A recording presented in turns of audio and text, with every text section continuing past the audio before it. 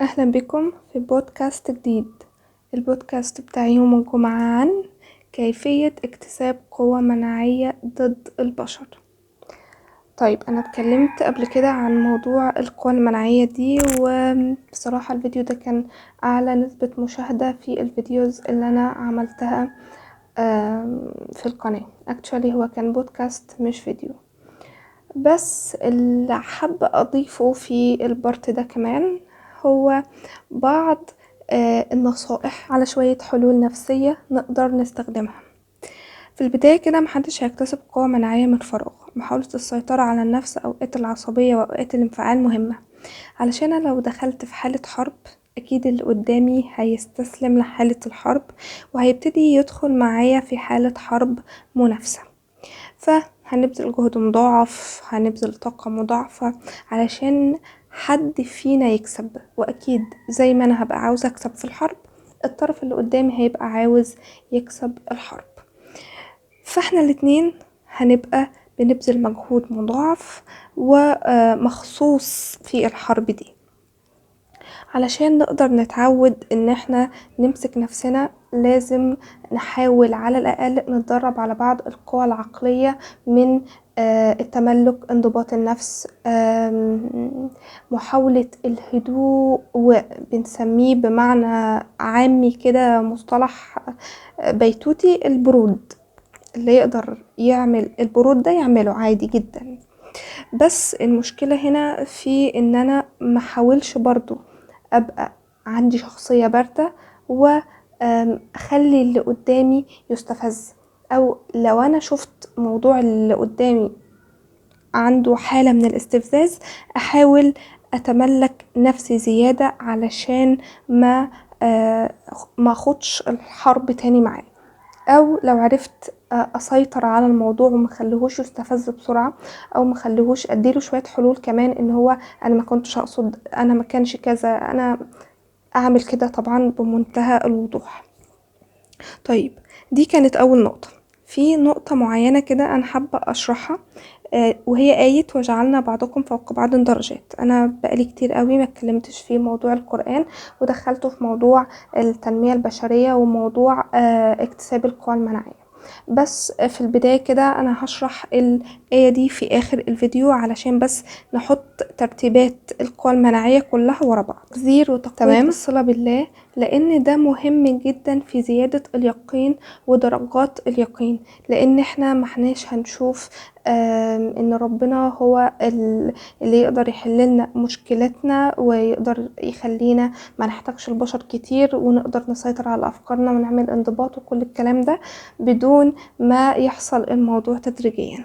لازم الموضوع يحصل تدريجيا، بداية من مشكلة بسيطة الى فوق بقى المشكلات اللي هي ممكن تكون ليها علاقة بزمائل الشغل، ليها علاقة بالمشكلات القوية. طبعا تصنف المشكلات على حسب تقبل الشخص للمشكلة، بس في مشكلات بجد تتحل في وقت بسيط جدا، وفي مشكلات تبقى عاوزة جهد مضاعف، تفكير مضاعف، بس كده كده المشاكل كلها ليها حل. بس في البداية تقوية الصلة بالله بتبقى تدريجي، تمام، تدريجي.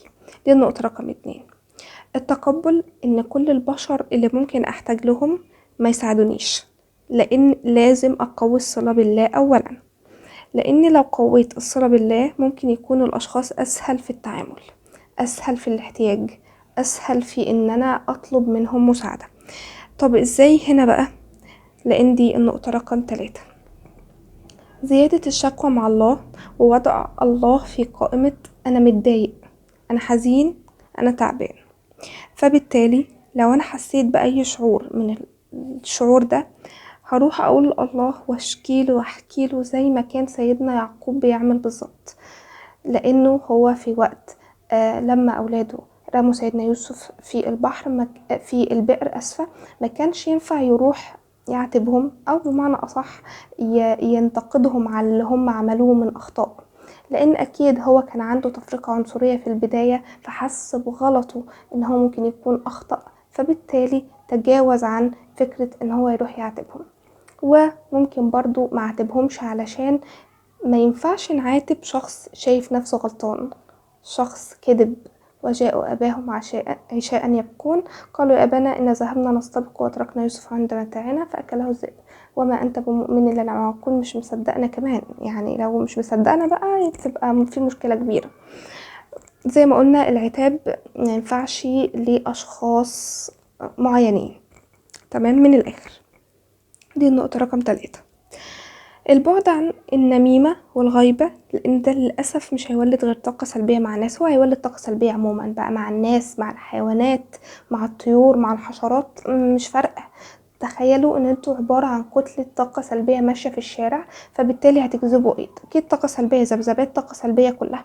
فبالتالي نوقف الموضوع على طول، وده ما نحاولش نوقفه تدريجي، ده نحاول نقطعه، اللي هو نقطعه من جذوره، نقطعه من اي حاجة. المهم ان احنا نبطل نعمل الموضوع ده بالذات، لانه هو هيفرق معانا جدا جدا جدا. وطبعا لو هنعمل حاجة قانون الضدين، لو هنعمل حاجة إيجابية يبقى احنا ماشيين في حاجة إيجابية، لو عملنا حاجة سلبية يبقى احنا ماشيين في حاجة سلبية. عشان بس نفهم القانون ده، لو ما كانش ده أكيد هيبقى ده، لو ما كانش ليل هيبقى نهار، ولو ما كانش نهار هيبقى ليل، لو أنا مش ميت أكيد عايش، ولو أنا مش عايش أكيد ميت، لو أنا بعمل حاجة إيجابية يبقى ما بعملش سلبية، ولو بعمل حاجة سلبية يبقى ما بعملش بمنتهى السهولة. دي النقطة رقم 4. السيطرة طبعا على وقت الفراغ. كل ما قل وقت الفراغ عندي، كل ما قل احتياجي للناس، كل ما قل احتياجي للكلام معاهم، كل ما قل احتياجي للاحتكاك معاهم. وطبعا الانسان مش المفروض يبقى عنده وقت فراغ، لان هو لو عنده وقت فراغ اكيد هيبقى عنده نميمة، اكيد هيبقى عنده زيادة شكوى للاشخاص، وكل شوية بقى تعالوا شوفوني انا عندي كذا، تعالوا. وطبعا احنا لو دخلنا في دايرة النميمة والشكوى هنخرج منها بصعوبة. وطبعا مش هنبقى متقبلين ان احنا ممكن يكون في بشر حوالينا مش عاوزة تساعدنا، لان ده حق من حقوقهم. انا مش هينفع اروح اقول له تعالى لو سمحت ساعدني واغصب عليه بمنتهى الغصوبة ان هو يجي يساعدني. لا، هو مش ملزم، مش مجبر، انت الملزم ومجبر ان انت تقضي حاجتك مهما كانت، وتحاول ان انت تعملها بأي طريقة. دي النقطة رقم 5. نيجي بقى لشرح آية وجعلنا بعضكم فوق بعض درجات. انا عارفة ان الآية ممكن تكون بتديلنا إيحاء ان احنا درجات على حسب الشخصيات، درجات على حسب الاشكال، حد عنده ثقة بنفسه، حد لونه اسود، حد لونه ابيض، حد طويل، حد قصير، حد تخين، حد رفيع، حد مهندس، حد دكتور، حد على حسب شخصيات والاشكال بتاعتنا. بس اولا في الايه حابه اديكوا 4 tips كده علشان نمشي بيهم، ونحاول على قد ما نقدر نفهم الايه من منظور اخر. البحث عن ماهية احنا في انهي درجة من درجات الكمال، او في انهي سلمة من سلالم الكمال. الانسان طول ما هو عايش في حياته اكيد بيطلع لسلالم كتير، واكيد بيشوف شخصيات كتير، واكيد بيشوف اشكال كتير.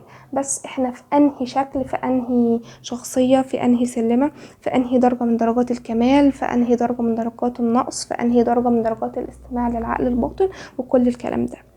تاني نقطة، بعد تحديد الكمال نحدد درجات الاهتمام ونبص لنفسنا شوية. فمن هنا هنبتدي ان احنا نشوف احتياجاتنا النفسية، وطبعا ده بيبقى من الذكاء اللي له علاقة بالنفس. يعني انا عارف احتياجات نفسي ملبيها، عارف اعبر عن مشاعري، عارف اتقبل الاشخاص اللي حواليا، ما بحكمش كتير، ما بنتقدش كتير، ما بتبعش العقل الباطن كتير، وكل ما له علاقة بدرجات الاهتمام بالنفس.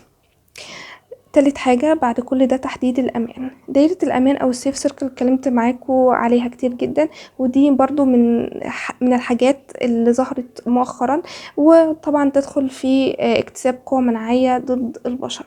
فاحنا لو قدرنا ان احنا نكتسب دايرة أمان، أو نقدر ان احنا نحدد دايرة الأمان بتاعتنا، طبعا هنبقى في السيف سيركل وفي دايرة الأمان النفسي اللي له علاقة بالنفس. رقم 4، وضع الله في أول الدايرة والاعتماد عليه في كل صغيرة وكبيرة، لأن مهما قيمنا نفسنا وقيمنا البشر يبقى الله فوق الجميع.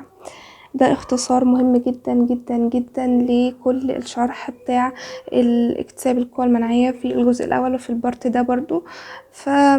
الى حد ما ممكن الايه تبقى شارحه وملخصه حاجات كتير جدا. وطبعا ما ننساش ان احنا برضو فوق بعض درجات، بمعنى التكريم، ممكن نبقى مكرمين في ناس مكرمه اكتر مننا، احنا مكرمين اكتر من ناس، فاحنا بنحاول على قد ما نقدر نكتسب درجات من درجات التكريم ودرجات الخلق ودرجات الخلق. فاحنا كده كده بنحاول ان احنا نعلو ونعلو بدرجات. بس حبيت ان انا اشرح الايه من زاويه تانية، ونثبت برضو ان الزاويه الاولانيه كويسه. انا مش قصدي في الزاويه الاولانيه اي حاجه، بس المفهوم ممكن يكون الى حد ما متغير شويه. لحد هنا بقى هنبقى خلصنا البودكاست. اتمنى يا رب تكونوا استفدتوا. متنسوش تعملوا لي لايك واشتراك في القناه. اشوفكم في بودكاست جديد. مع السلامه.